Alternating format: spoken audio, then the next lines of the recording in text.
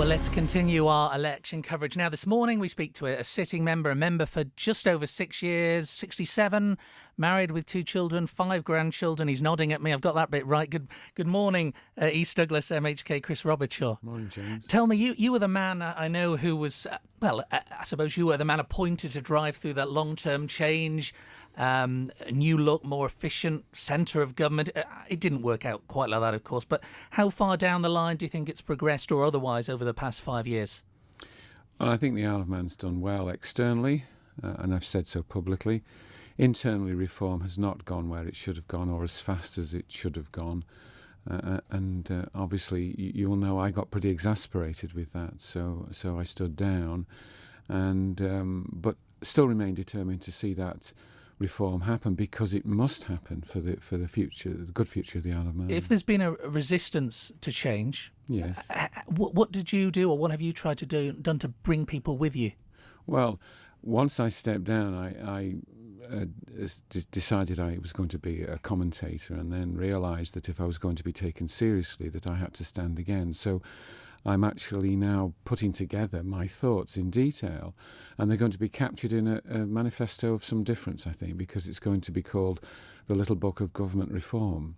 And I'm going to try and bring it all together as a concept, and hopefully people will appreciate how important it is that government must now change if we're going to get things right for the future of the Isle of Man. Well, would you respectfully not have been better staying within as head of the Cabinet Office and trying to drive through that reform rather than bailing out after just over a year in charge? It's a fair question, but the resistance was there. There was no desire to really look at the degree of change necessary, and it became a very frustrating and exasperating process. So I stepped outside and have continued where I left off, effectively, to argue for change. Well, would you, if successful in the election, would you expect to be a government minister and play a key role in the next administration? Well, first of all, let's just go back one step. One step at a time. Yeah, I mean, my constituents have got to decide whether or not they're comfortable with this different approach. It's not a candidate coming forward saying, I'll do this, I'll do that, and I'll do the other. It's saying, look, where we're at now in terms of the way our government is structured isn't right. Will you support me in asking for these fundamental changes? And I need to go back in with a mandate from the constituents to that effect. They may choose otherwise, but I passionately believe in this and know that we must do it. So let's take it step by step. You've been very critical of the user agreement during your term. What do you make of this latest investment pledge by the Steam packet? I have been critical of the user agreement since 1990-something, and nothing's changed there. But what do I think? Not a great deal. Just tell me, is there much public confidence in our political system?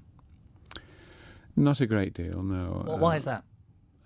Because I think I promoted some discussion in the newspaper, I think it was early autumn, which start of your election campaign, that was probably, yes, which culminated in a headline which said, is government working for itself or is it working for the people? And that stirred things up a little bit. And I think we've got to get back to the concept that we do need a smaller, smarter government that genuinely is putting its people first. And I don't think we're there. In 10 words or less, why should the people of East Douglas vote for you? Because if they want a future, a good future for the Isle of Man that's really going to make things happen, then I hope that they might choose to vote for me.